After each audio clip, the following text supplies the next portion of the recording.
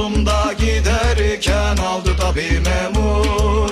Kantarına hadi geziyor Firar abi. Düz yolumda giderken aldı da bir memur. Zalimi kolladı, mazlumu yolladı. 40 dosyalı çakalı çeviren olmadı.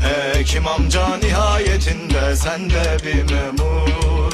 Kantara dil tartar bir gün kalmaz bir memur. Avukatım köpürüyor diyordur, daha değil. Sıra sana da gelecek oğlum, hava hoş değil. Yatakları boş değil, ışıkları loş değil. O siparişte büyümedi, boş değil. Önderimin gözleri mavi, cesur bir sarışın.